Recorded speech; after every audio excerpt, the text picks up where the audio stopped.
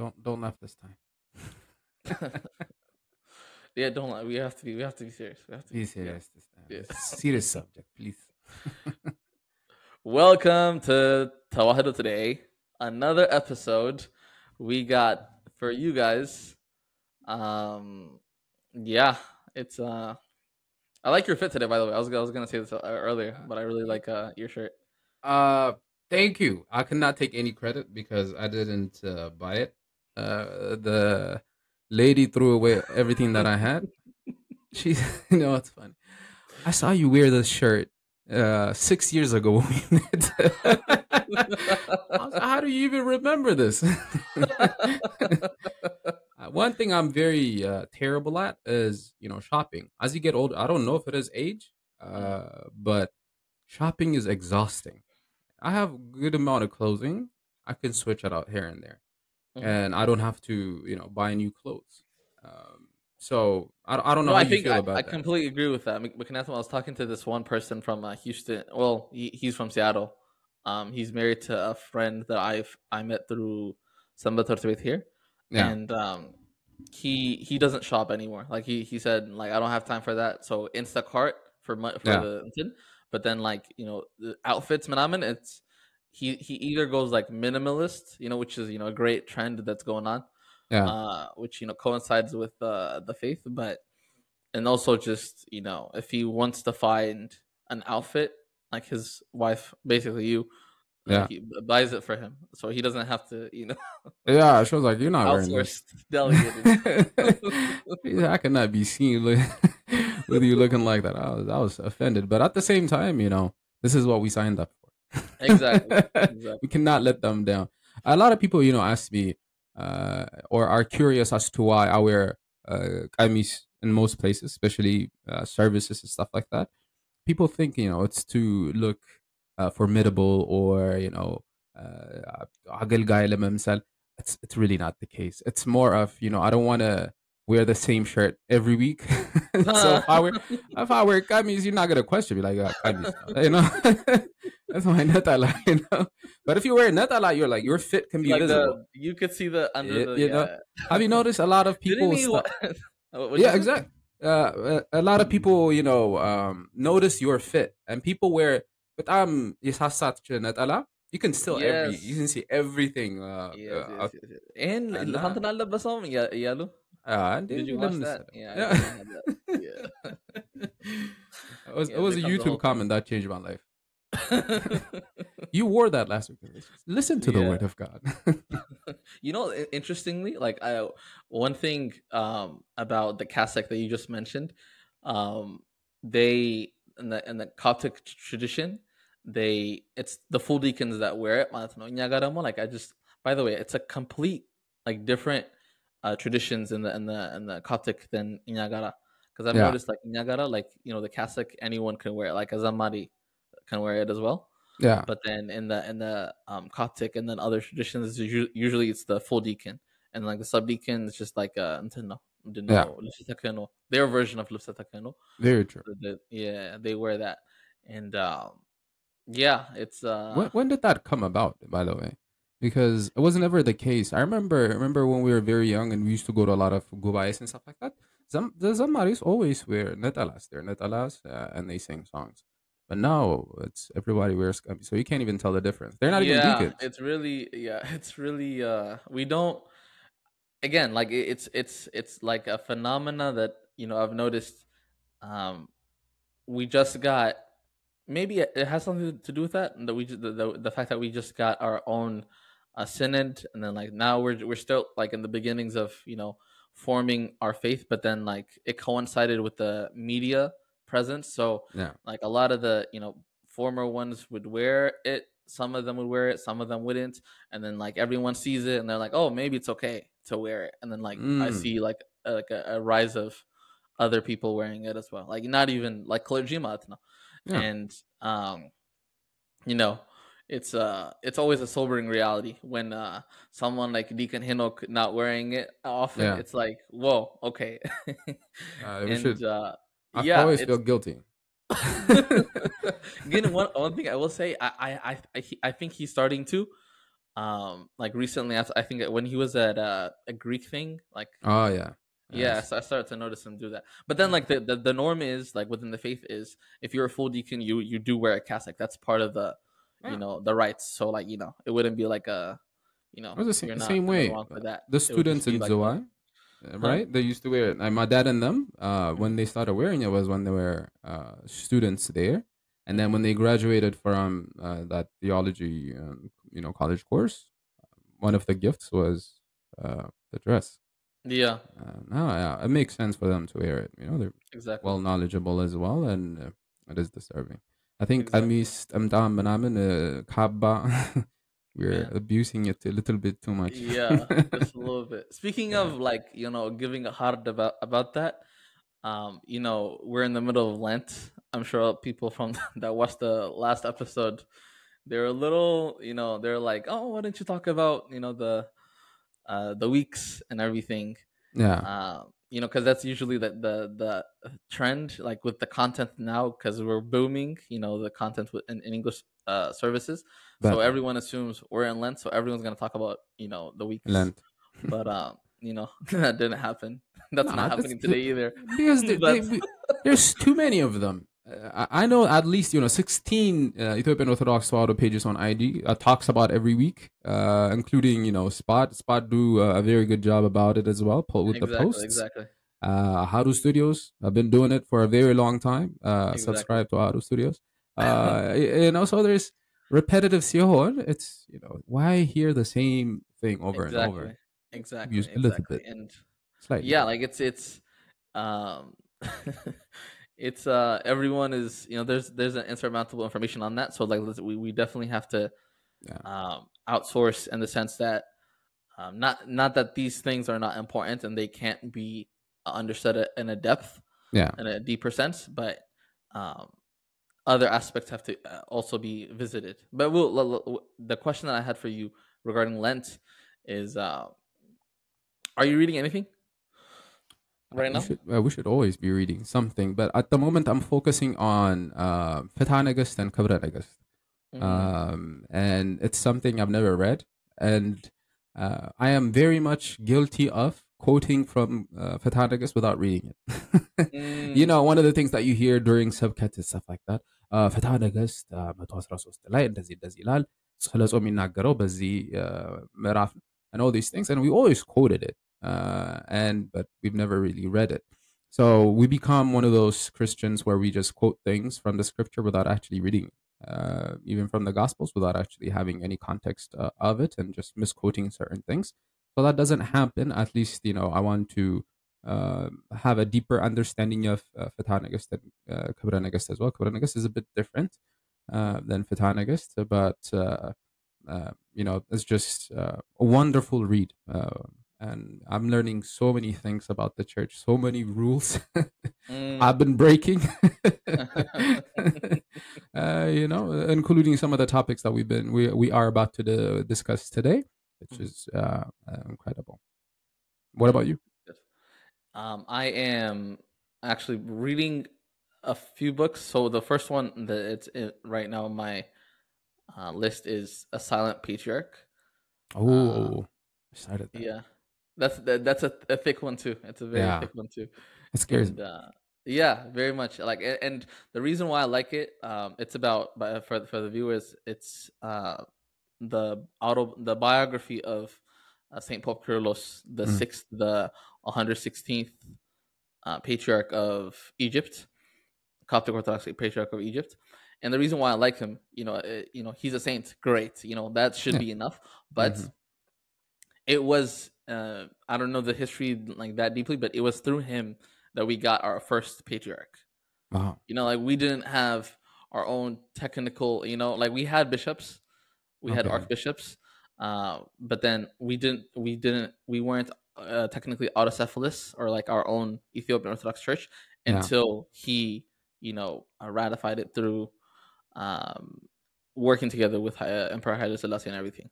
Wow. So yeah, like he's definitely worthy, like at least for that to be noticed by our Ethiopian brothers. I hope people check it out. It's a very good book, just in general. It's very very dense though. very Yeah. big. How come there's like two sides to the story? There's a historical perspective of that patriarch, as well as uh, more of a religious this side. So the Hmm. way we look at it is like, oh, it's a great saint, and he was caring enough for us, and he thought that we should be led by our own, leader shepherd. Hmm. And then there is the perspective of it was an arm twist from the kingdom of Ethiopia, Mm. and trying to block the Nile River, and Yeah. it was a compromise in their end. It's yeah, regardless, Hmm. great thing I think. Very much so. Very much so. Yeah, Yeah. It's we can't. There's always sides to the there's story, always yeah, but it ended well. yeah, Kind of. So I thought, so the topic for today that we had set up, we kind of gave a trailer last time, was about youth and sexuality. And so the first question is, in what context, obviously this podcast we're going to discuss about it, but yeah. in what context should open discussions about intercourse be done, do you think? Oof, that's a tough one. So, in what context? I mean, bringing it up to um, people, kids, youth. Exactly. Yeah. So Um, so obviously, we're not gonna we're not gonna explain birds and bees. For that, you can go ahead and read. I need answers. You can go ahead and read. I need answers. But one thing that everyone always, anyone that's Abasha always complains about is the fact that there is no discussion about intercourse, yeah, and especially in light of the faith. Like intercourse in general, like anyone can find about it anywhere. Sadly, yeah. but there is no discussion about it. What is it in light of the faith? And we've gotten questions about that, but let's start off with that. Like, in what context should open discussions be done about Um, intercourse, especially in our community? I think secularly there should be a certain lesson. I think now sex ed begins maybe in grade 5, 4, Yeah, I think something it's, like that, yeah, middle school. Coming into middle middle, school. middle school. Yeah. Yeah. But now the problem is that we are not addressing it from home. One, the biggest problem. I think our parents are very cautious and neglect it as well for some odd reason, because it's not a cultural or a traditional conversation that you would have in your household. Hmm. It's something that you avoid because we grow up basically turning off movies and shows when a kissing scene comes up. Like,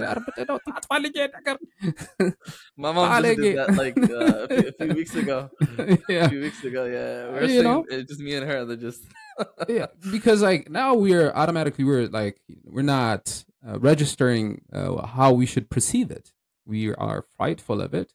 We see it as disturbing, disgusting. Our parents hate it. And to be honest with you, even me growing up, I've never imagined and thought, my parents, did Yeah, the do's. I just magically we appeared. It's exactly. very difficult because from their perspective of it, the way they have a conversation with us is like, don't watch it. It's disturbing, disgusting, and we've never had the conversation. To be honest with you, and parents do not speak about it up until maybe college or something like that. Hmm. Even in college, we're still in the conversation of dating, right? Exactly. Yeah. Have a boyfriend, girl. Graduation. I got graduate in Yeah, college. Everyone is like, "Oh, be doctor, doctor, or yeah. doctor, doctor." And then after doctor, kaza hala. Di Uh, lam na lagabahan.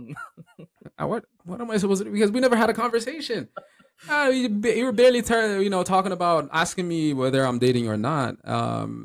Imagine that you're a 25, 26-year-old person being not knowing or not having a proper guidance when it comes to sex and sexuality. So I think the conversation from home is one of the biggest issues, and that is one of the ways that the discussion should bring up is from your beloved parents.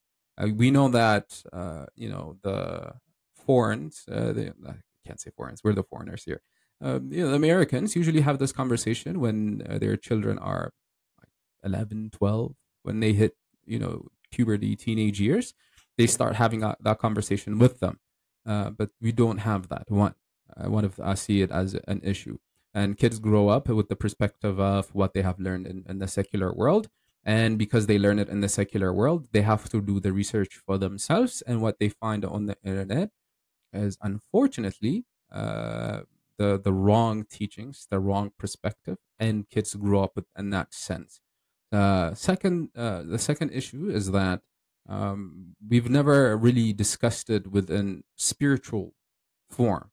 I think I Need Answers was probably the first time I've ever read anything about sex in a spiritual sense.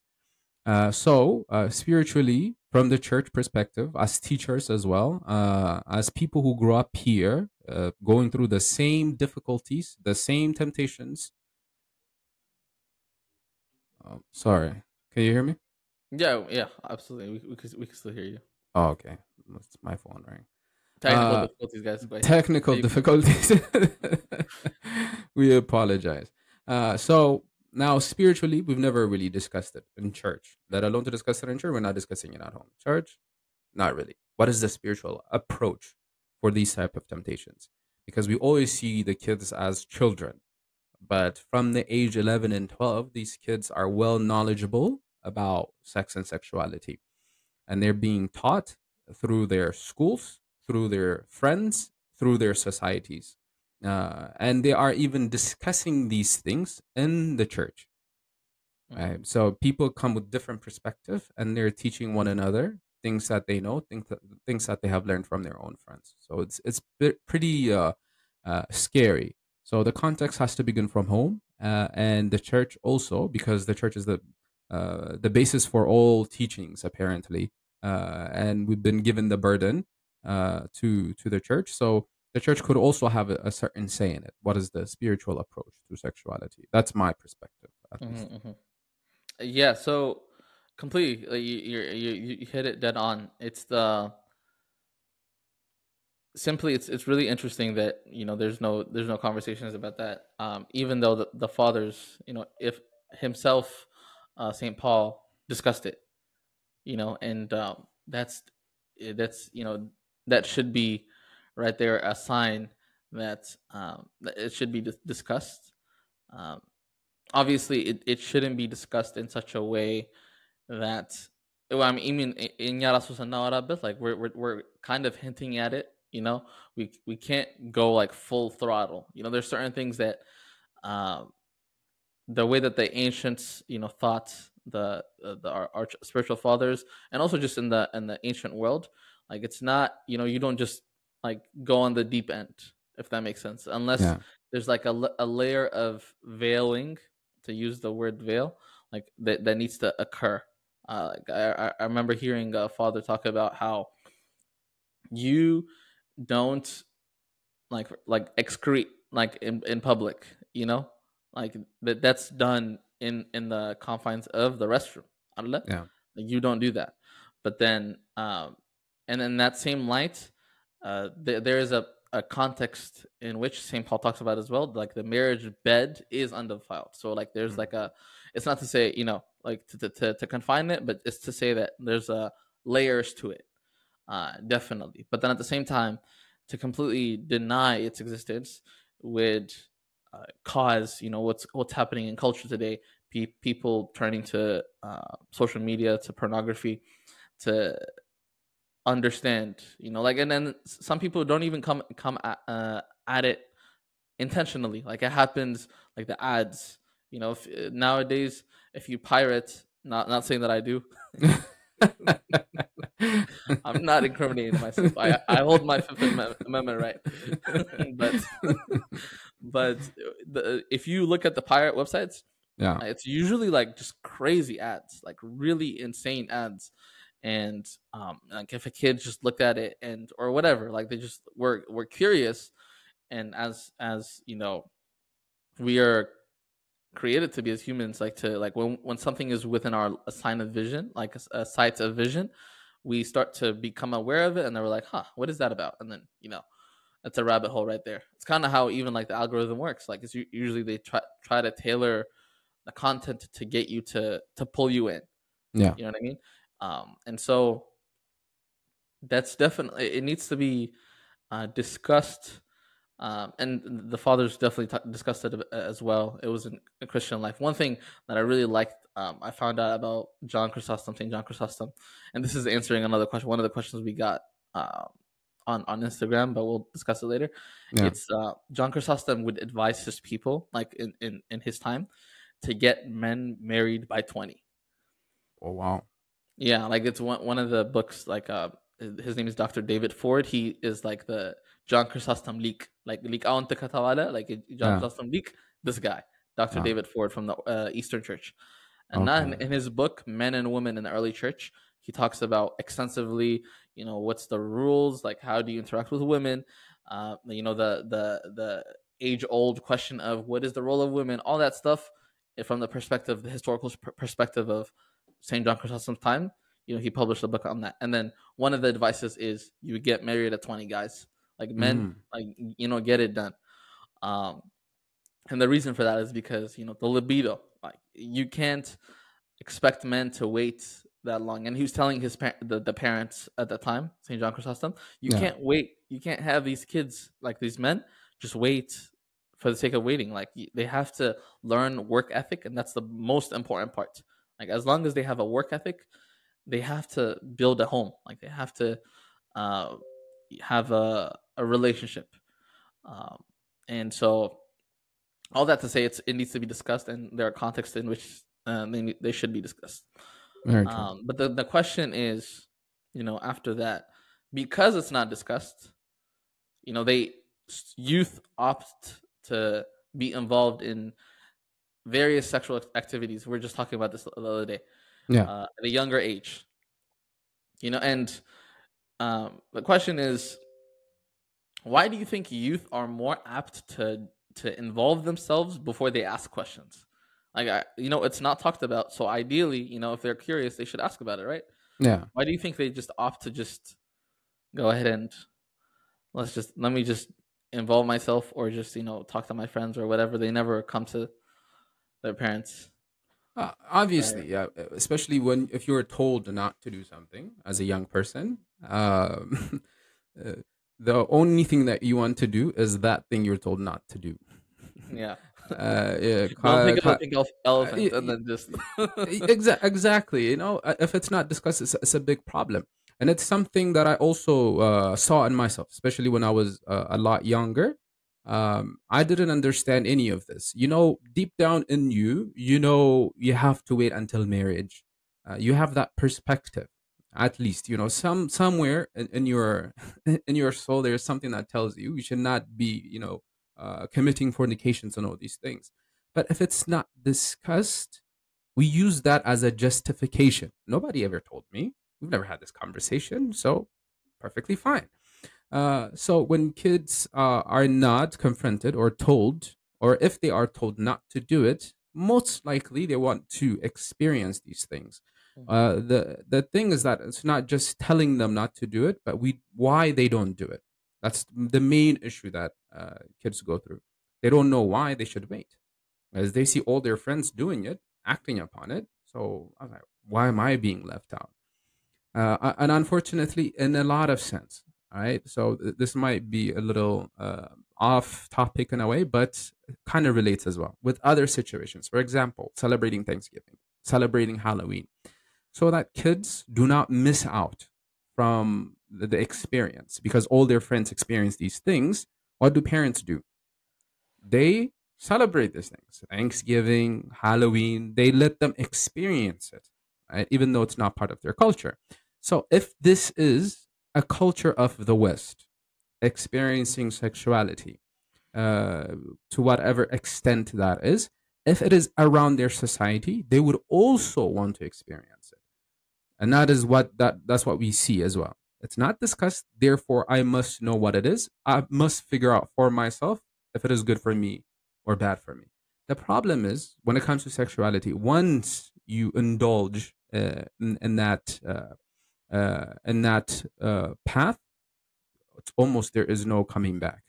It's tasting honey for the very first time, and Yeah. you would go back again and again and again, and then The this modern sexual equivalent is immorality. having Chick-fil-A for the first time. Sorry, guys. So much. Tasting Chick-fil-A for the I first time. said I can't go honey back. specifically for I this. can't go back. I Now can't go back imagine again. people that are listening, they're gonna be parked at Chick-fil-A listening to the rest of the sermon, waiting for us to say, "Go ahead and eat."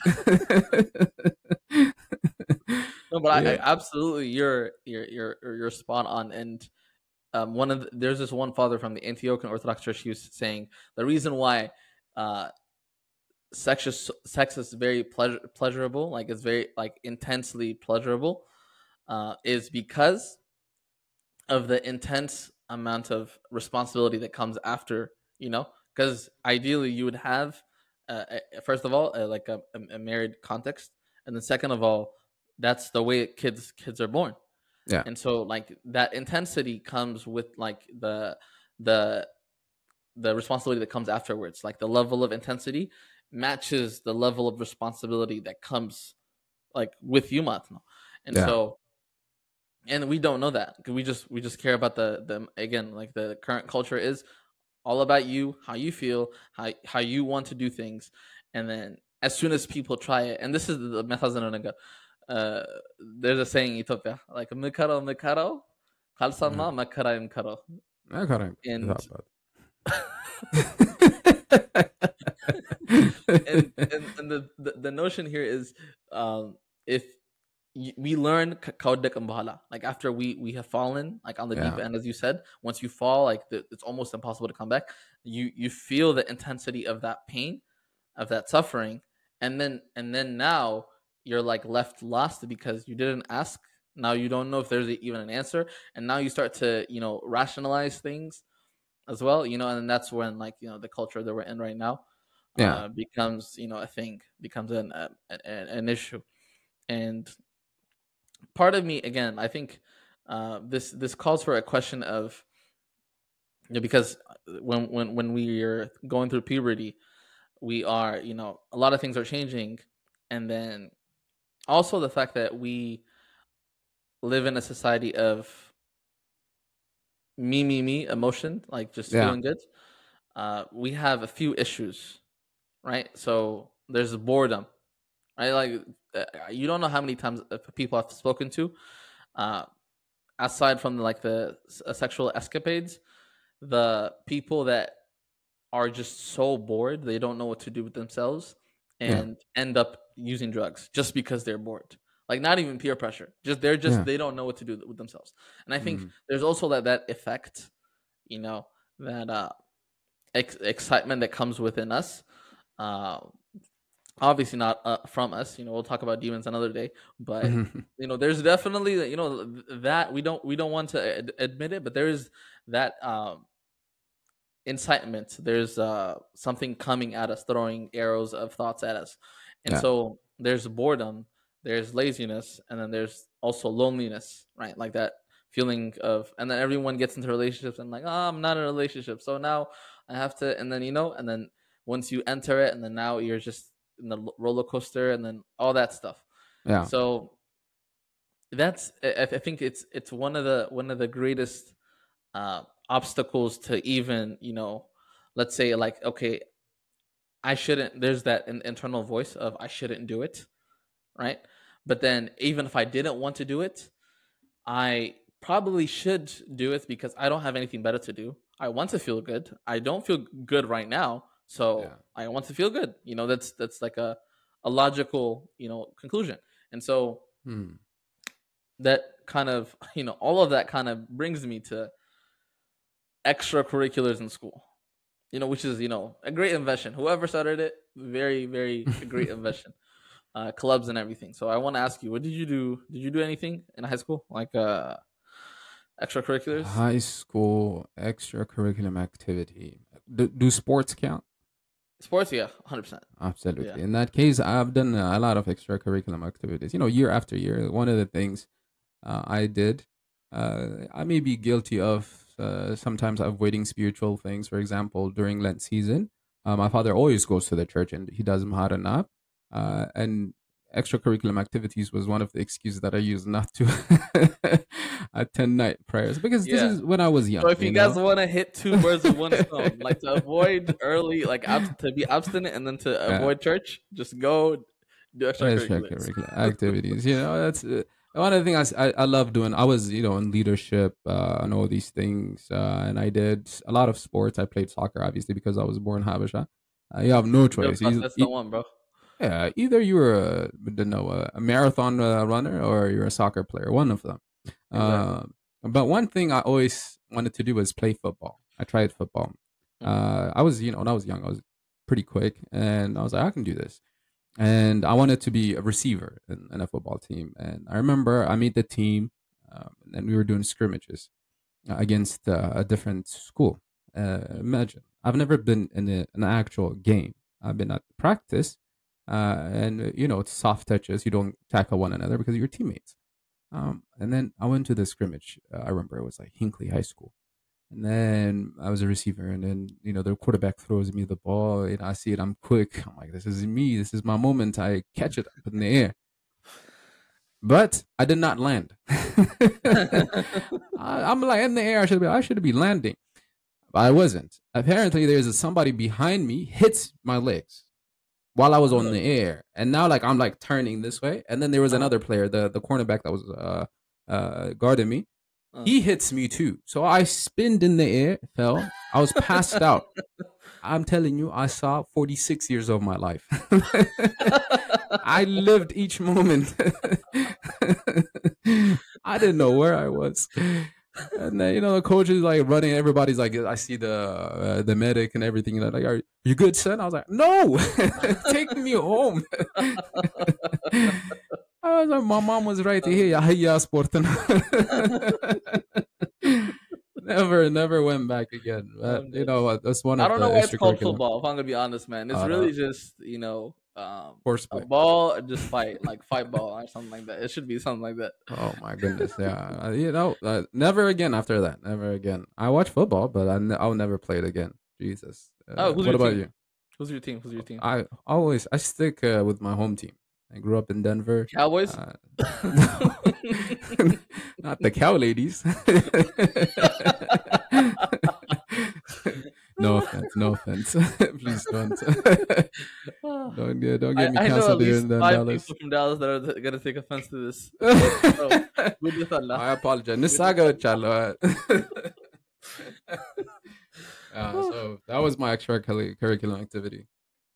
Okay. It does really help though. It does really help, like you said. Exactly. Like Yeah, I'm sure there's like a sense of camaraderie as well, to a certain extent, and then and the few moments that you were in the team yeah. before you left, A week.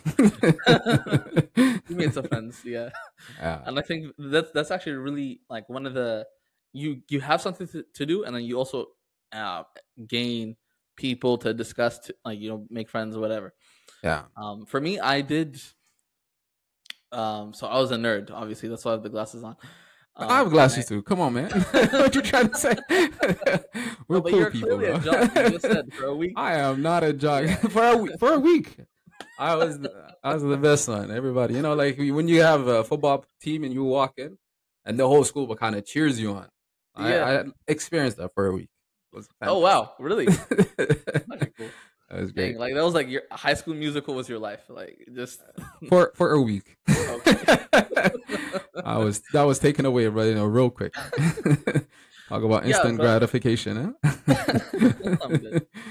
I what I did was math. There's a math national honors thing that I was a Wow. part of, like just doing competitions. I did debate. I did ROTC. Um, Oh, yeah, like what's interesting. Like I really, yes sir.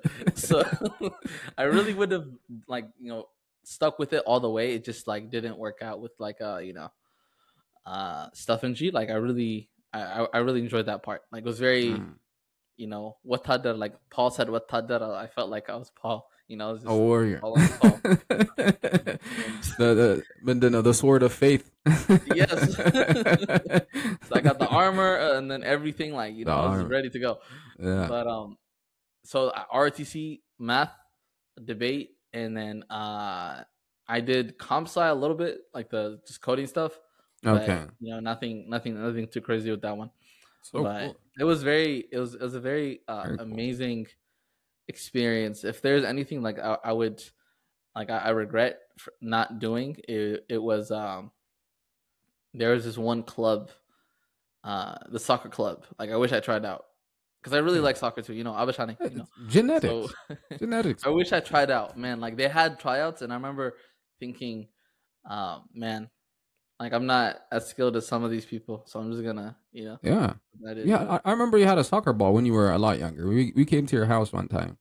And the Oh, only really? thing Yeah. I can think, yeah, and then we walked into the your house, and then the moment we walked in, I saw the soccer ball, and I was very obsessed with soccer when I was a lot younger. And then Mhm. they're like, come into the house," and I was like, "Can we just stay right here and just kick Can the we ball just around?" I play? didn't have a ball, because like Yeah. I made toast at being. They're like, I used to take my Oh, ball. you got grounded. Yeah, I still run out because they like do not leave the house because you learn bad things outside.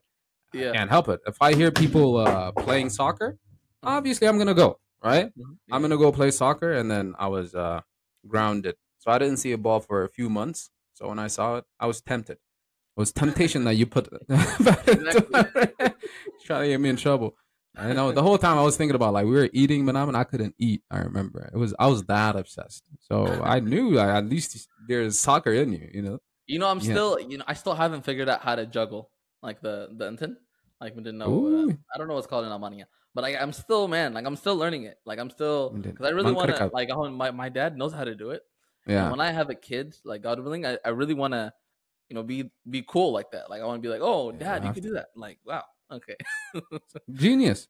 You got to play a lot of sports because you got to give them options. You got to learn how to play Exactly. baseball, Yeah. basketball. I You got mean, to be good obviously, at everything. football is off the table. Like I don't want Off him the to for me, off the spoil table. like My son, my have son, a good he'll be a cheerleader, but he will not play.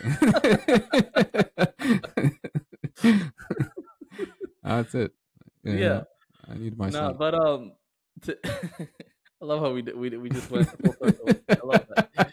And so the extracurriculars they really help, like to just But then even if that doesn't help, there's and if you feel like you want to ask questions, then the the source that you would go to is the early church fathers. Like how did and the we don't glorify the church fathers for the sake of glorifying them. We don't believe Yeah. they're like the God on earth, and then they know everything because they have long beards and everything. Um, Definitely want to grow the long beard though, but but it's definitely because of that connection that they had. Like one thing about Orthodox theology I just learned recently that makes it different from Catholic other faiths is it's always based in the spiritual experience of God. I remember Mm. there's this one quote by a certain monk that said, "A theologian is one who prays," and and we don't think about that. We think like automatically, and this also goes back to what we talked about with Dagwan Dawit on the a few episodes ago, like 2 episodes ago, Yeah. where people feel like there's too much to learn within the faith. Really, it's just like the more that you are connected with God, the more you're inside it. You're like, okay, I want to learn about this. Why? Because I have a really pre-existing relationship with God. Like I want to learn how God has created the universe. Like where do I stand in God? The same Yeah. way with like a relationship. Like if you once you get to know the person, you want to go on dates. Like even though the dates that you have like much later in the relationship, it's not about getting to know each other again. It's just really just to deepen the relationship based on what you learned on the dates before. You know Yeah. what I mean? And so this brings us to the next question.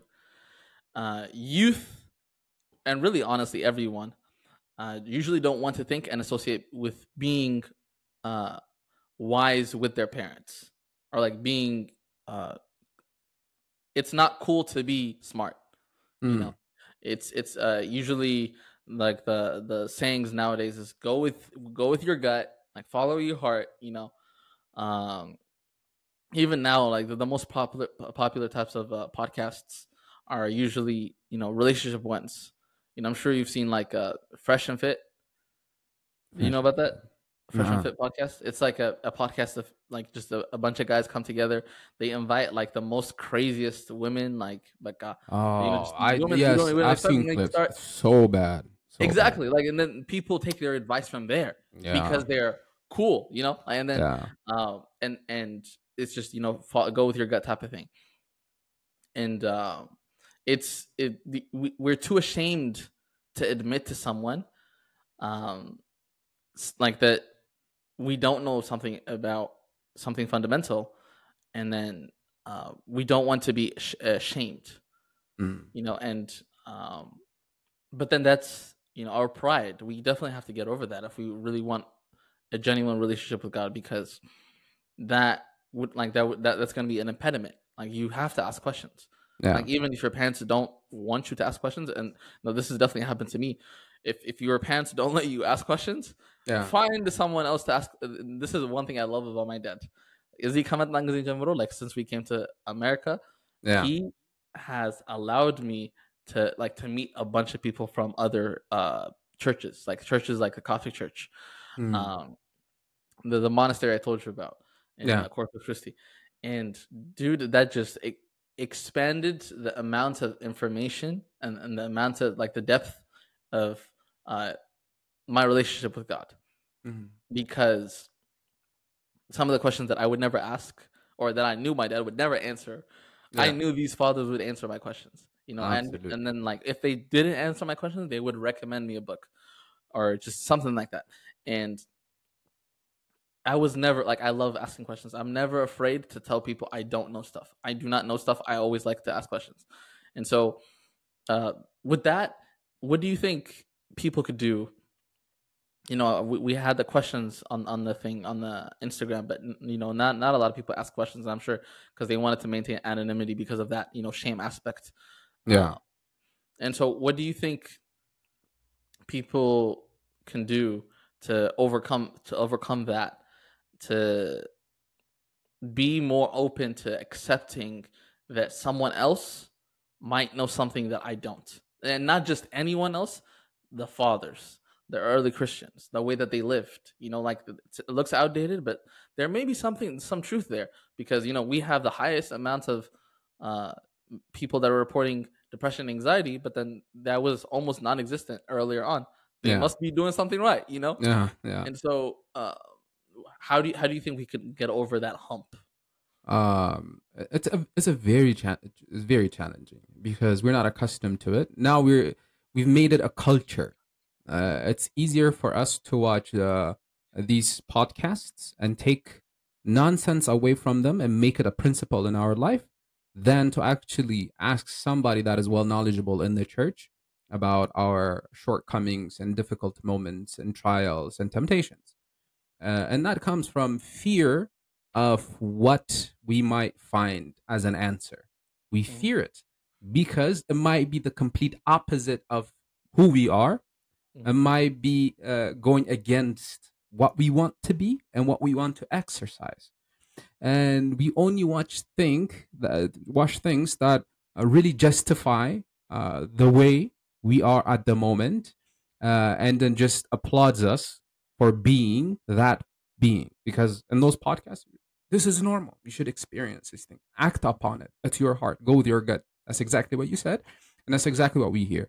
And then if we hear this justification, why would we change? It's one of the reasons why we do not listen to God. One of them is just our heart fears what we might get as an answer from God, because He's going to tell us to go in a different direction than what we are accustomed to. So that doesn't happen. The very first thing that we must do is take lesson, for example, from Thomas, even the apostle. He asks questions. He's not afraid to be the least knowledgeable one among the apostles. You can see the apostles were frightened whenever Jesus Christ would ask them questions. We all remember when Christ asked them, who do men say that I? And they will always respond, okay, they call you this, they call you. What about you? And everybody was kind of scared to say because they don't want to get it wrong. But in contrast, Thomas was always asking questions, always. I was like, why? even if it Even, burns you, wanted to know. Like, even, ask yeah, that question, even yeah, if you get it, can you go about you? Not true. Like, even if exactly. it burns you, Touch. exactly. Go ahead. you Go ahead know, and ask. so it's very important. And God does not rebuke, and it's not a negative thing that we might find. It is something that will be helpful for us, and we can never change until we confront. And the only way to confront our weaknesses is through questions. Conviction of our sin is the beginning of reconciliation with God. If we do not convict it, there is no way. There is no way we can be liberated from the Mhm. sin. Impossible. But we are standing as an advocate, as a lawyer for our sins. Mhm. Lawyers, even though you've done the crime, they will still stand by you in a court of law. They know what you did is completely wrong. They know the crime, but still defend you. And that's exactly what we were doing for our weaknesses. And I Mhm. saw that in myself as I'm falling, as I'm doing these terrible things. What I was looking for is justification. And if anybody goes against my thought process, I would think, oh, this person just must hate me. He's against me. And that is the perspective that we have. And that is why we dislike spiritual friends that we have, because their thought process, them keeping us accountable is offensive to us. Mhm. But little do we know that we're being offensive to ourselves, to our soul. So once we realize that we are going against what we are meant to be, then we would find true liberation from it, and we can identify it, Mhm. ask the right questions, and learn from it as well. Wisdom comes with knowledge and faith, Mhm. with two things. Knowledge comes with time as well. With time, there comes, we might know a lot of things, but certain aspect of life can only come from experiences. Our parents, church fathers, our community are well wise in that sense. They know what is harmful, what is not harmful. So I think confronting that side of us will really help us to ask the right questions in my eyes. Exactly. And so, man, I want to take a break a little quick, real quick, and we got a little too intense. But it's the a question I want to ask you. What's your this is probably a wrong question to ask during Lent, but what's your favorite meal? What's your Now, Oh, you have different, like, you had periods I where you mean, like different things at different times? during Psalm, Oh, or no, no, I meant, in like, just general. in general. Yeah, that's Ooh, why it's scandalous a little bit, cuz we're it getting is very scandalous. But yeah. thankfully, in my top three meals or food, I have some food in there. I Mhm. like the three S's, triple S. I Yeah, like. let me guess. Let me guess. Okay, Okay, okay. All right. Shoro. obviously number one, Given. underrated. No That's right. benefits, no terrifying things. You can't lose or win in shiro. Wasn't I, I never really like, Moderate. do you like wasn't like the meats and then the shoro? The what?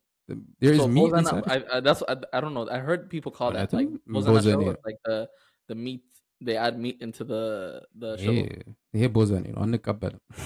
Bozana, تحدث وانا. There's no way. what are the other two S's? I love steak. Number one, steak. I love steak. I love sushi second, and shoro third.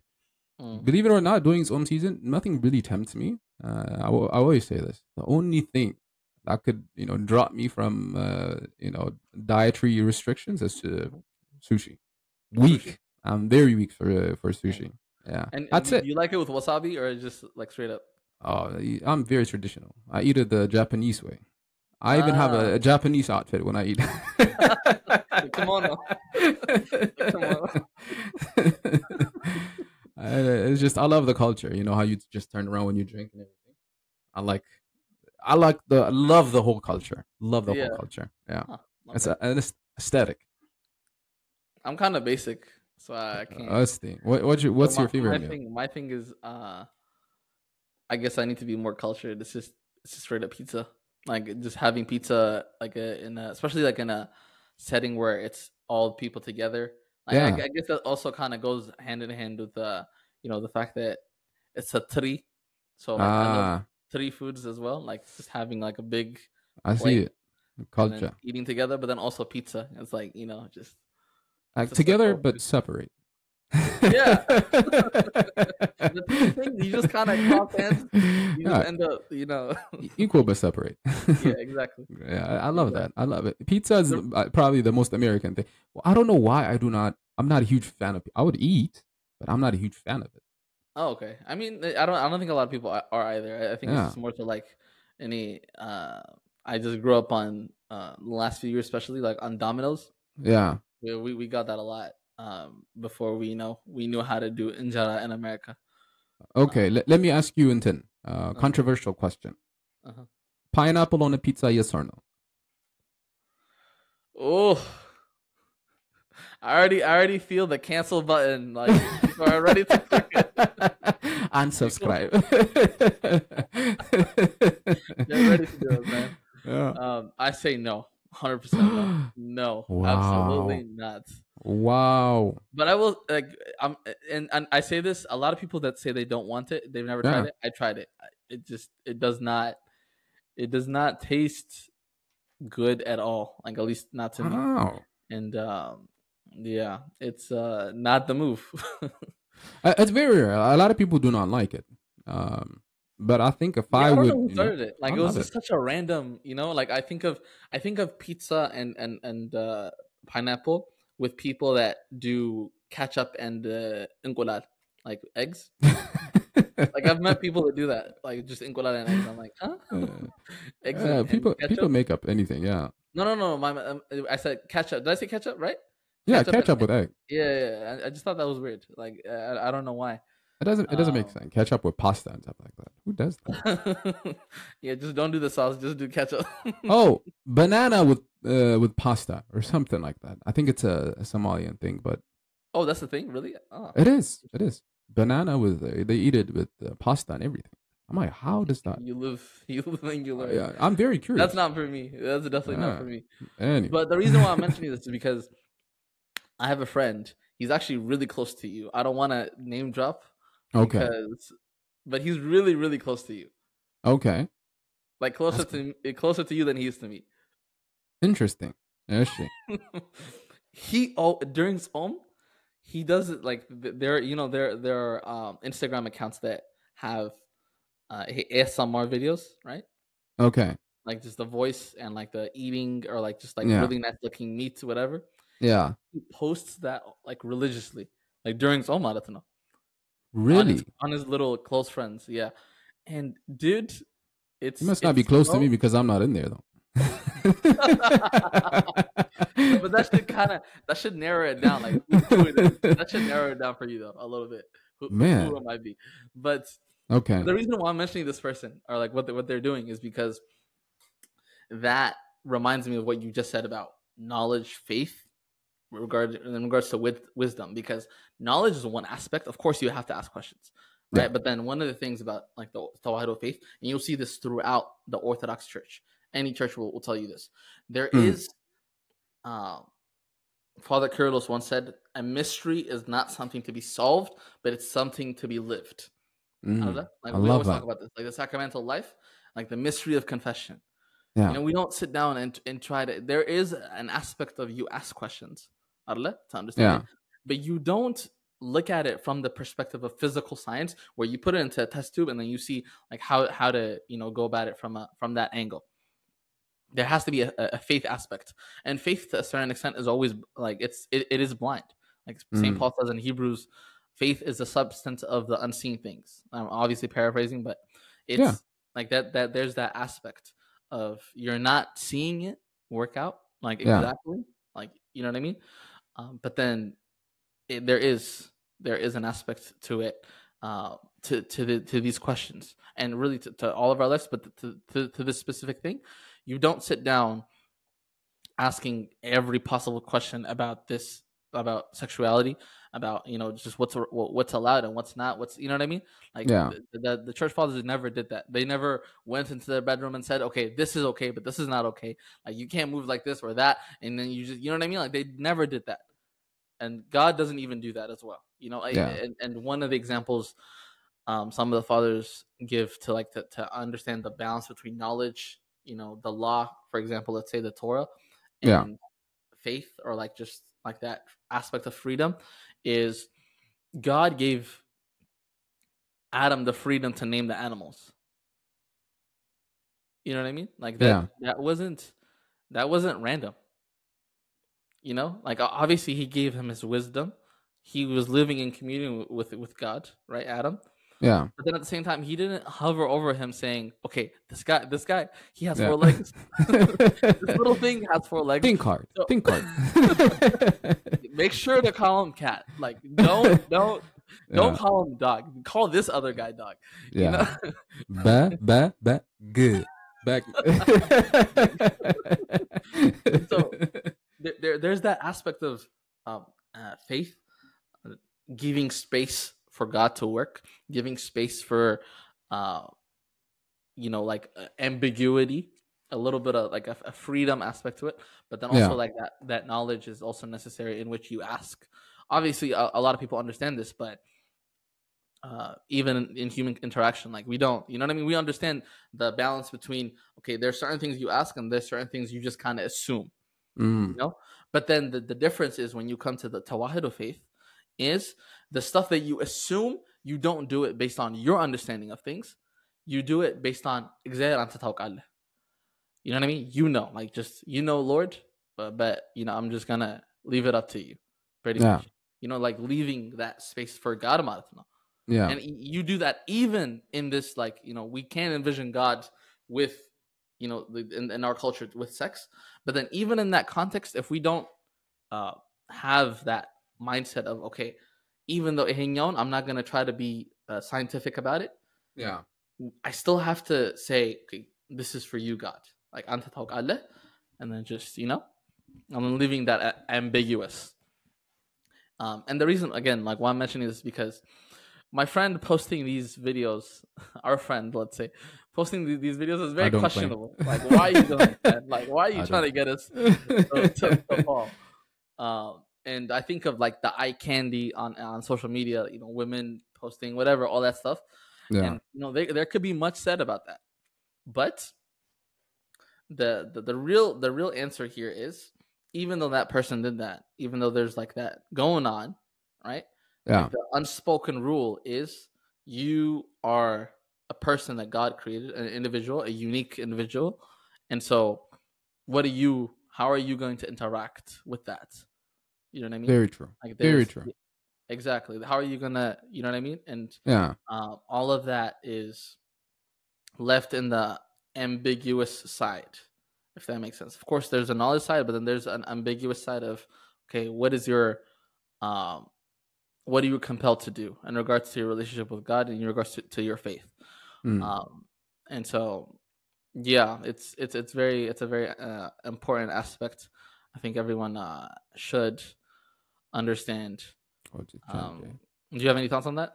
I think it's one of the reasons why a lot of people avoid social media during that season. It doesn't matter what gender you are, men and women. Yeah, there's a lot of provocative, posts whenever we are on social media, but the responsibility lies on both human beings. There's a reason why uh, humanity didn't fall because Eve ate from the apple. We fell because Adam didn't do his responsibility and making sure he handled himself in the way that God commanded him to do so. In the same sense, just because there is provocative situations on social media, it does not give us the way or pave the way for us to be tempted and act upon our temptations. God is not gonna accept that. Adam tried that. Oh, it's the women that you gave me. Like, bro, no, you're Yeah, going you down, my failed. boy. That was an L right there. Just take the L and go home. It ain't it, bro. So it's the same thing. It's the same thing. So we have to take certain responsibilities for whatever we are watching. And try to avoid these things so that we're not tempted. But it's almost impossible. It's almost impossible to avoid these things because in everything that we do, and everything, because half of our lives, at least on average right now, 6 to 7 hours is a very normal time that you spend on your phone. In those times, at least 4, 5, 6, 7 times, you will see something that is pretty tempting. Mhm. and provokes your sexuality. And unfortunately, the world that we are living in is telling us this is good. This is what you should be experiencing. You're young. You do this now. This is normal. It's perfectly fine. People in the past, they do not understand. They're just imprisoning you. So this is perfect. So if 90% of the people that we interact with say it is a good thing, automatically in our mind, it's a good thing. So we want to act upon it. And then we see these things, provocative things on social media, and we see it as a sign rather than as a warning. Mm. That's the worst thing that we can possibly do. How do we perceive it? We should really reflect. I'm speaking from self-experience as well, right? When we see these things, we see it as a sign that we should act upon our temptations, and that is the most disturbing thing that we can possibly do to ourselves. Mhm. But if we see it as a sign, here is knocking. Temptation. The devil is knocking on your door. Do not answer. Do not answer. Do not open the door. What do? We open the door. Hey, what's going on? Oh, temptation. Hey, how are you doing? And then we want to invite them in. Hospitality. Mhm. ሀበሻነታችን እዛ ነው የመጣን ማለት ነው። Come in. This is the Abraham's Vegas, house. we shouldn't have said Abasha. This is Abraham's house. That's another gonna in there with Hagar. And it becomes an excuse. All of a sudden, people who are not even spiritual become spiritual to justify their sexuality. What do we do? Abraham did this. Yeah. Do you not see King Solomon? How many How many concubines wives did he he have? And then all of a sudden, we are spiritual. It's one of the things, for example, even a close person to me, even growing up, it's one of the things. He's family. And it's a very challenging question for me growing up. It's something you're young, you should be experiencing these things. I'm like, I don't think so. He says, okay, you're a Bible guy. Explain this to me. And I have like, okay, I can't explain it. Why did he do it? Yeah. Even when we see the life of King David, and I always use this as an example when it comes to temptation, when we find ourselves in the wrong place at the wrong time, Mhm. we will fall. And we always put ourselves in the worst of places, right? So instead of placing ourselves in a spiritual journey and understanding and asking questions, what is holy, what is not holy, what to do, what not to do, instead of asking all those questions, what do? We place ourselves in the wrong place in the wrong time. That's exactly what King David did, right? So he was a warrior king. That means he fights battles for God's people. He's supposed to keep them safe. He is a person that is after God's own heart. But where did he find himself? Instead of in a battle, he was at home, Mhm. in a comfort of his home. Lust comes from the weakness of the flesh. Mhm. Instead of doing God's will, what did he do? He rested for his flesh. And then in that moment, the devil took his opportunity. He showed him. Alastanyalo. He couldn't Mhm. sleep. He woke up. What did he see? Somebody else. Because he was at Mhm. the wrong place at the wrong time, he was tempted. And Mhm. not only that, he acted upon his temptation. He sleeps with the women. And then in trying to cover up that, he does even worse thing. There was a certain TikTok that I saw recently. I'm not gonna. For those of you who know it, There's just this person that's supposed to be doing charitable work, but ended up not doing it. It was a scam. Mhm. And then when people found out it was a scam, this person does another thing, even worse thing, Mhm. to cover up that. And then when Oh that wow. was found out, there was another video that was posted. And trying to cover up what I did wrong, I did something else that was completely wrong. Nice. We tend to do that. Mhm. We do something wrong and trying to justify it. What do? Like we basically derail our own faith, our own understanding. We go against the church. We become enemy of the church. Mhm. In trying to justify ourselves, we mess up other people as well. Mhm. Because people look after us. Oh, no, that's not what it says. This is what it means. We have our own interpretation of what sexuality is, and this is what we feed off to other people. Our preaching and our actions do not align. It's a terrible thing that we are doing to this generation. So we also take certain responsibilities as well. If we actually sat down and asked, read from, even in trying to have this conversation, I read a few of the homilies from the early church fathers, and I wish I read this when I was young. Then Mhm. there was no way I was going to because I wanted to justify my own weaknesses. Exactly. So this so that these eye candies, like you said, are not a means for us to fall. Mhm. Know that whenever we see these things as a warning, not as a gateway or a sign for us to act upon our temptations. Exactly.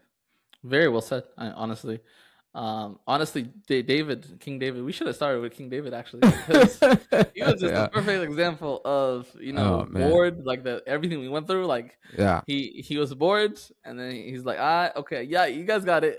Yeah. He just goes back, I'll go ahead. I'm and gonna then sit just back. twiddles on his thumb, and then just walks around, and then Yeah. suddenly, just Boom. suddenly, like Yeah.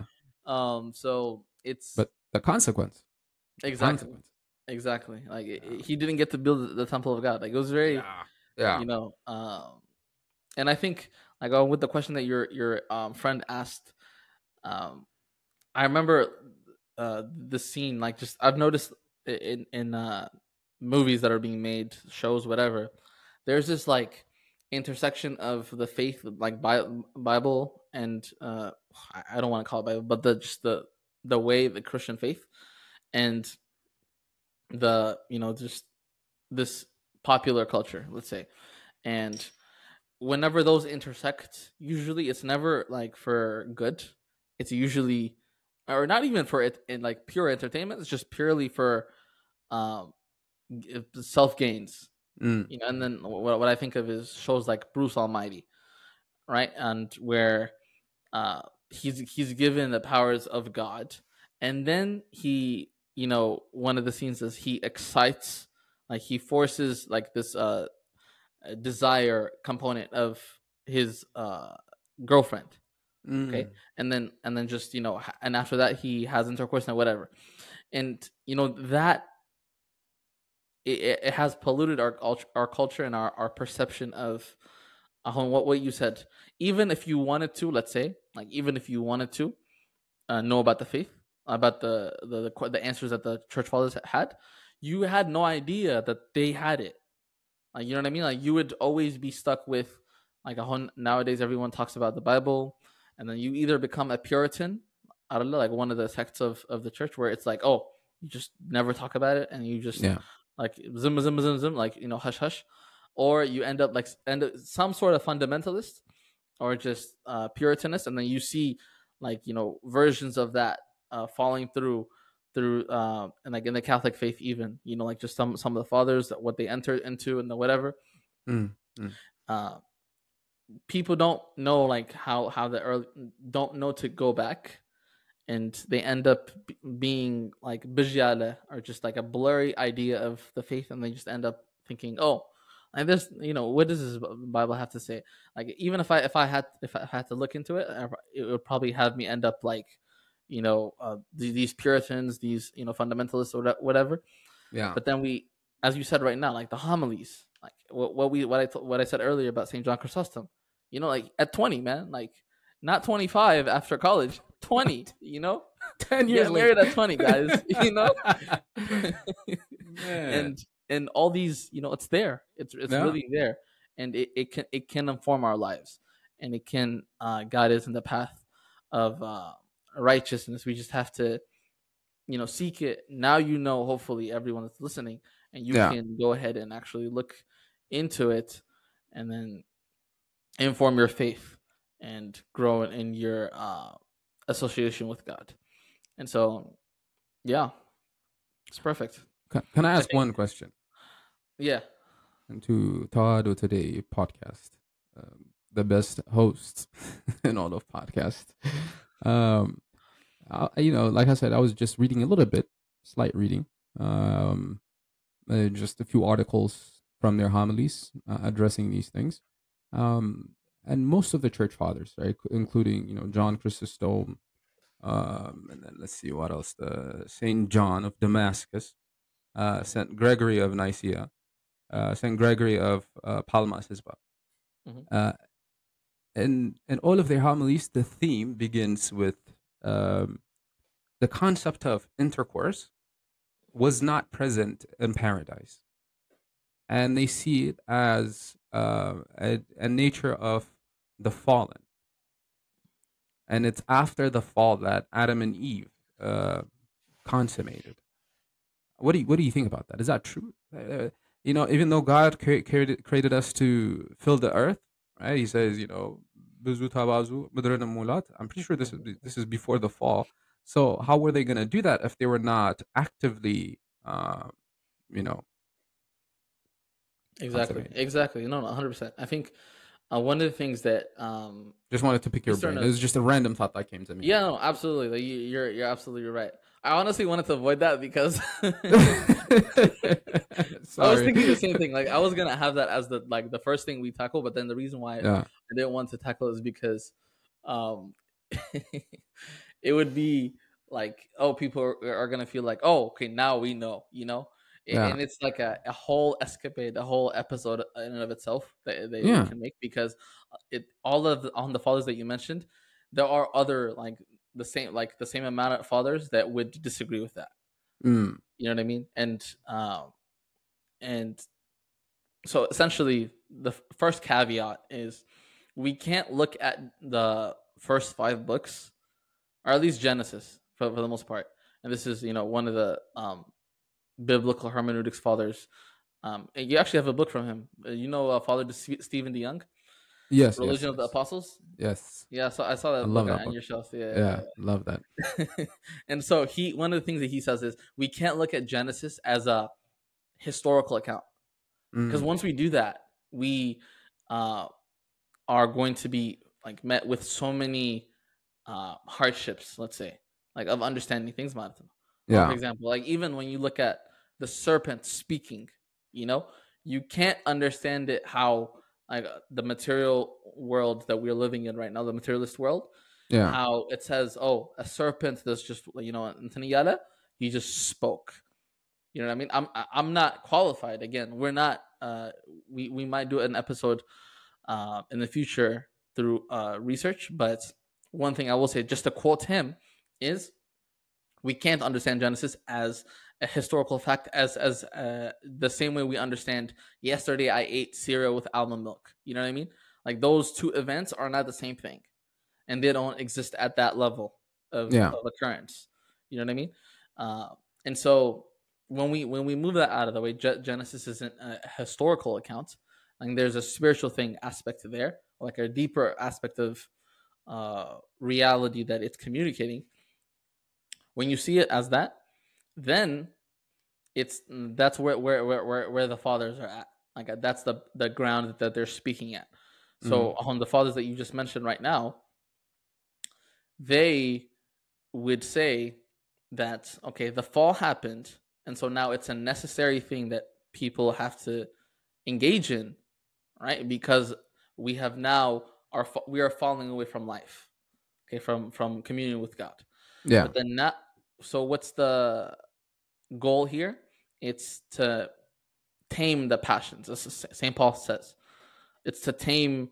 Like don't let your fasting. He himself said, don't let your fasting be a cause for the demon to cause you into sin, to push you into sin, to mm, entice you into sin. And so there's that narrative again. Some of the fathers agree with that, the narrative of it was never in paradise, and mm, it became intent. There was actually a father that said God created them with the organs because of his foreknowledge. I think it was Saint Maximus the Confessor. He said mm, because of his foreknowledge that they were going to fall, right? So because of that, they already had the organs. So there is that narrative as well. But generally speaking, though, the reality of the world we live in, the reality we live in right now, is that of we have fallen from the state of perfection that we were created in, that Adam was created in. But through Christ, right, we can renew our life. You know what I mean? And so, and that's why, like what Saint Paul says, like being apart from each other, like that aspect of being apart from each other, he preaches that. He's saying like like when you fast, like tasmam tachu, stay apart. yeah, That's a good thing. And then that yeah, aspect may be mirroring. Again, this is a little bit of a conjecture. It may be mirroring that state of paradise of being in communion, but Yeah. then not having it be, in that aspect of the fallen state in which we have, and I guess also like uh, that could also be an understanding of why there's even fetishizations nowadays. Okay. People end up, so engulfed into intercourse that, like, there's just what Paul said in Romans chapter 1 comes to me. They started worshiping like things in the world as God. Like people that worships like intercourse as God, like stuff like Yeah. BDSM. I don't want to say this out loud again. Stuff like that. It started to come because people just gave in fully into their desires, however they wanted it, and then they started, to take the image of almost animals, not even animals, but real, and a Yeah. bestial type of way, moving away from the image of God. And I don't even think. all that to say Yeah. though, it's the there are arguments. Like some fathers say it was, some Yeah. fathers say it wasn't, but the general what I take from it is we are in that state now, but the goal isn't just to have that. Like if your relationship is just based on intercourse, that's a really crummy relationship. That's like like honestly, like think Yeah. about that. Like you don't talk about it anymore. You just don't. Yeah. You don't communicate. You can't have intimacy outside of that. Like being understood. That's like such an underrated thing. I love when Yeah. people when you talk to people, especially with your spouse, and you agree, not just agree, but then you discuss the depths of yourselves, and then sutaganyo in that sense. And John Chrysostom even talks about that. That's like the greatest feeling, to be understood. You Yeah. know, and so um, yeah, I think we are in that state now where we Very we, true. we have it, but it has to be used in such a way where Christ is invited into that relationship. Um, but then that's not like that itself. The act itself is not evil because Saint Paul talks about it as well. Um, Yeah. Very true. yeah. I think I also believe that it is a sacred act. This is, if God didn't intend it, why would He say multiply? It wouldn't make any type of sense, even if they were in paradise. But I can understand why that is. The fall of humanity. I think it can go to even the commentary, in a commentary sense, that after the fall, because God promises them that He would save them after five and a half days. And obviously, they're not going to live 5.5 days, 5,500 years. So, in a sense, that they had to, you know, procreate in order for them to receive salvation through the next to I can see that perspective of it, but at the same time, uh, you know, intercourse is a sacred act when it is done in the appropriate Mhm, circumstances, and that is in marriage, mhm, and that is what connects two people together. The two became one is in this act. The moment you are actively, having these things, especially in the marriage, the two become one. They're mhm, intertwined in that moment. They experience genuine love, affection, and true compatibility comes in that moment, in those two. But when it is done outside of marriage, you're leaving. I think that this is also in the book as well. It is leaving a piece of you with another person, and unfortunately, you cannot have that intimate relationship, love, and affection intertwining with another person if it is done outside of marriage with people that you're not going to end up with the rest of your life. Now you're connected to so many different people. You're divided and you lose yourself in that sense. It's one of the most the dangers of being active before marriage, because you connect. So sex is not just an act or just a mhm, pleasure. The lasting effects of sex is the most scariest, because you leave a part of you with another person, and if you keep on doing it all around, then a piece of you is everywhere else and not with yourself. You have left yourself and everyone, and you no longer see yourself as valuable. Yeah, this moment that you should be loved, because after that, if you disconnect, then the sense of being loved, being held, being comfortable, intertwined, you lose that. That's why in marriage, sex is a very important part. That's why even St. Paul says, do not deny one another, because it's a moment that you come together dearly. So doing these things outside of marriage, and not being pure. And also, in purity, you find one of the crowns of the sacrament. Imagine losing this for a moment of pleasure, not a lasting pleasure, but a moment of pleasure, losing a crown. So for all of us, because we all have the desire, whenever we see it on Instagram and whenever we see the posts on YouTube and all these things, seeing other people get married with the Kaaba and Akli, it looks Yeah. incredible, and you see how beautiful and genuine it is, and you see God present even in that wedding, and we all want that. Again, if we're not able to sacrifice temptation and weaknesses, at a very young age, then we will not experience that. And that goes not just for sex, but also other sexual acts as well. Mhm. They are gateways to actually, uh, making ourselves a dysfunctional spiritual being. It it reminded me of there's this so people really usually don't think about this in this way, but there's this word I'm not remembering it properly, but it's perichoresis, I think is what it's called.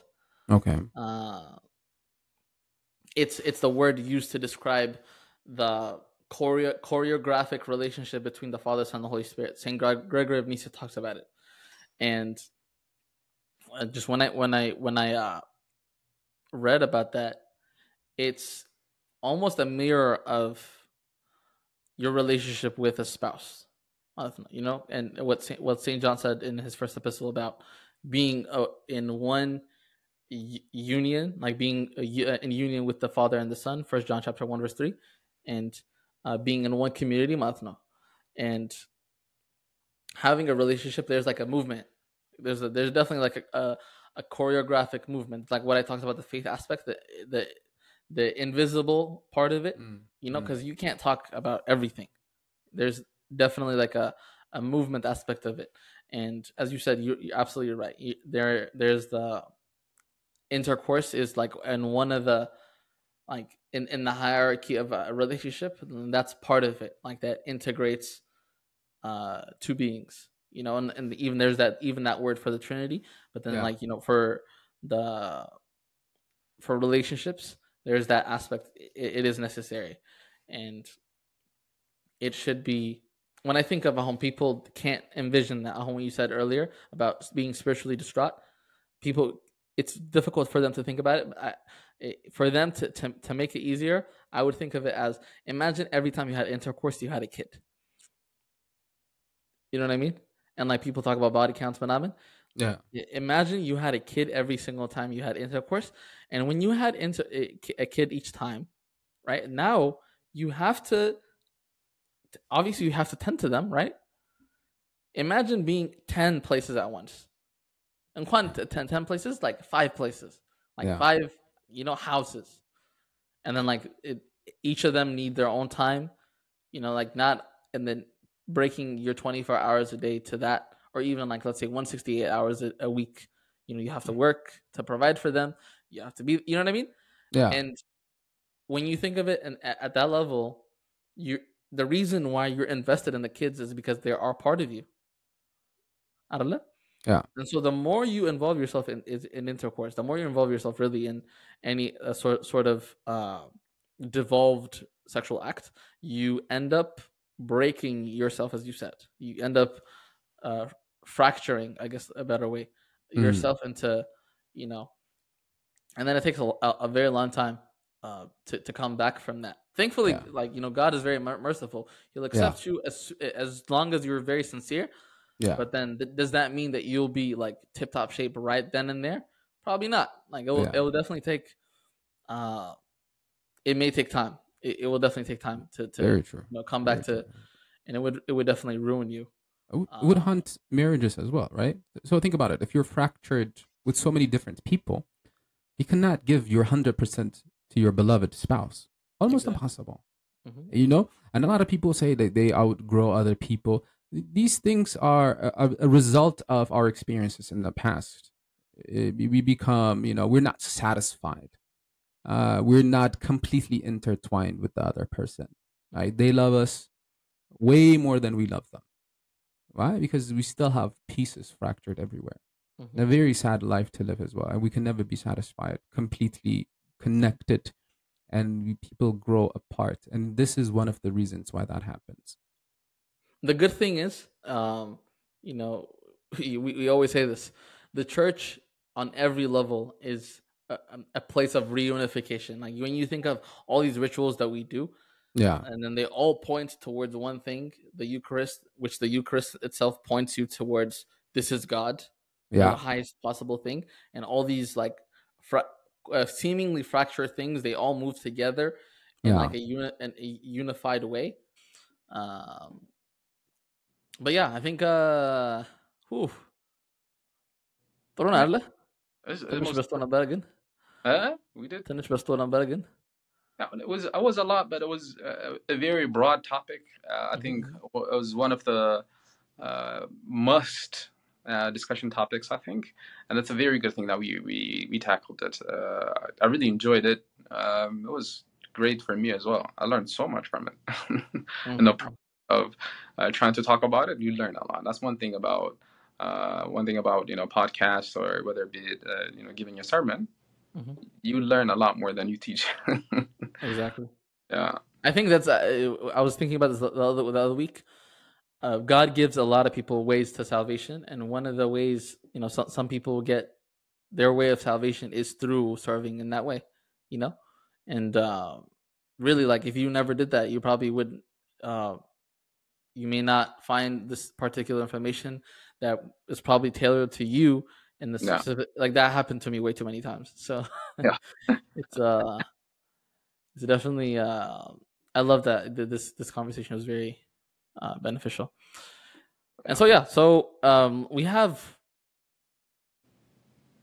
have one question. Let's just do one question, and then we could also mention the fact that we have through Spotify. There's a question box that's going to show up that we set up Oh, through Spotify for podcasters, and people have questions. Definitely go ahead and send it through there. Um, and then also just on the Instagram stories as well on our highlights. There's that part of you can ask questions if you have ideas for episodes and everything. You can go ahead and do that. But the question is about the faith. We kind of answered it earlier.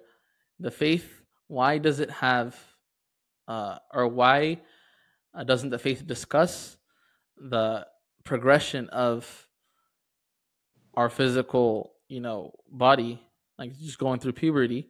Like, why is that not informed through the faith? Like, why do we have to get married super late compared to, when we actually get these urges, these feelings? Is the question.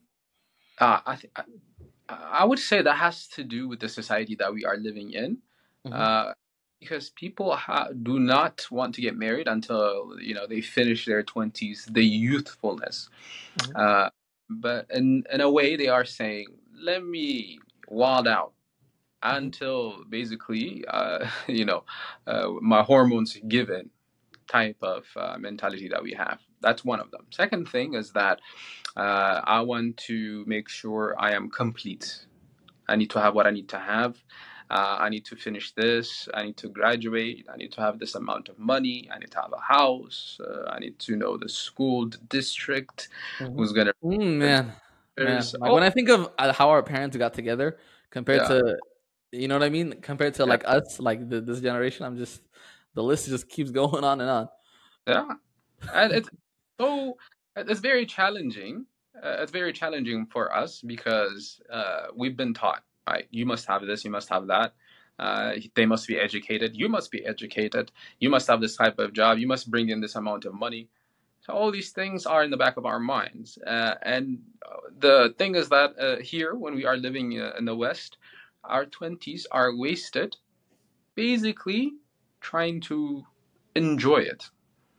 So life became about enjoying, not building.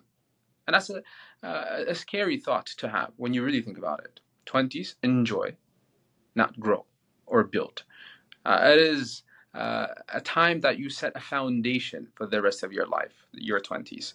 And if you don't do it, because this is about what, 25% of your life at this point, if you do not have a foundation by now, you're not going to do it when you are in your 30s, right? Instead of having kids in your 30s, you're building a foundation now. And by the time you have kids, according to this society, you would be like 40. At 40 years old, you cannot run around with your kid. You don't want to hear that kid, crying. Go to your room. Yeah, like, leave me alone. You know that they had, you don't have the patience. You don't have the energy to grow children. It's almost impossible. Because I know, for example, I see my youngest sister. She is 8 now. She's 8 now.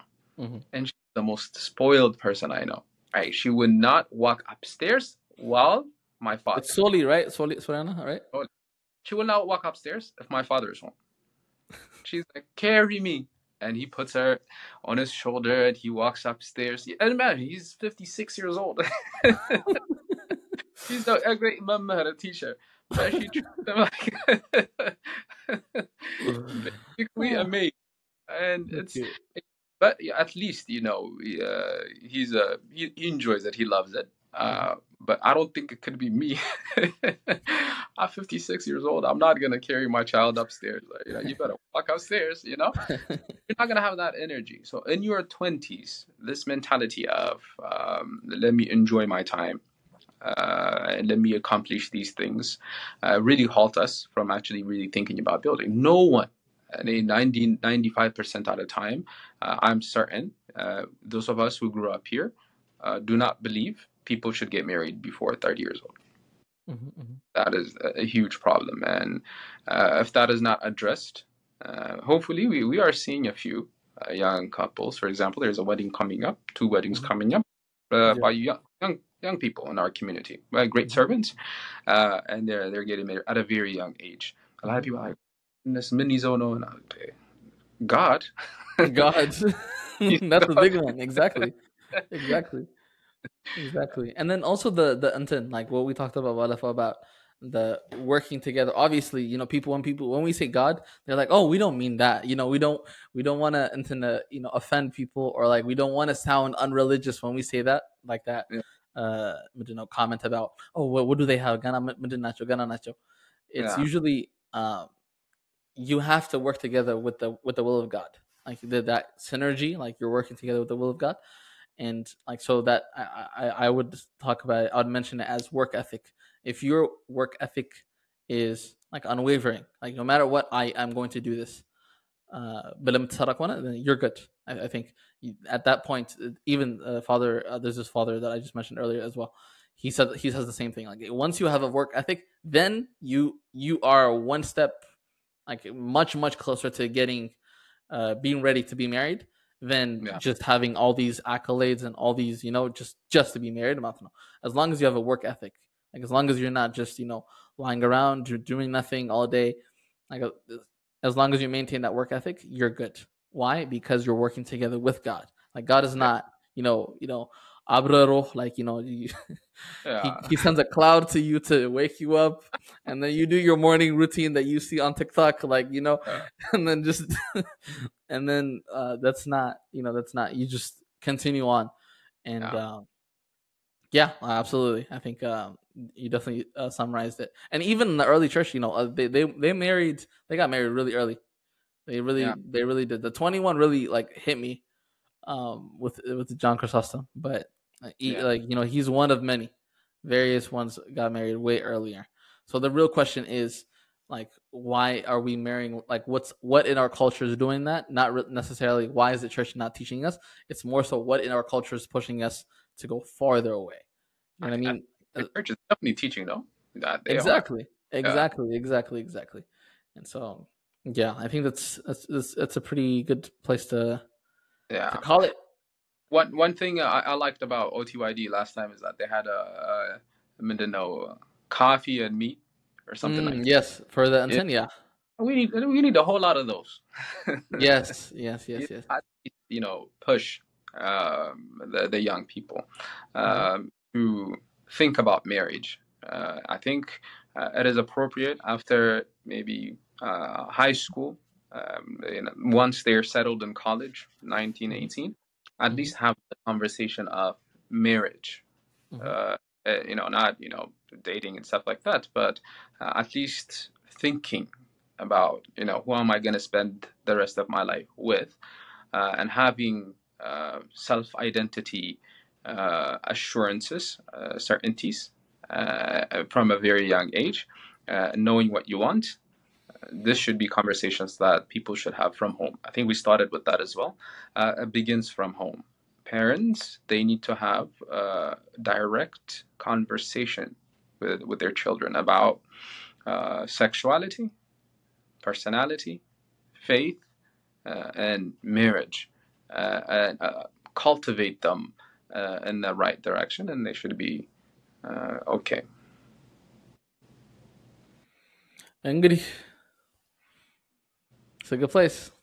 Yeah, fantastic. እንደውም ዛሬ Yeah. በጣም Yeah, no. The reason why I even drew it out a little bit is because like we hit we're on the 140 mark yeah, ish. People like in the comments that they enjoyed like the not long but not too long, but that little like middle room between 1 hour and then 1:30. yeah, sweet So spot. yeah, that's a sweet spot. Yeah, But yeah, so if anyone has questions, make sure to check out the on Spotify. There's a question box when you scroll a little down from the player, and then also on Instagram.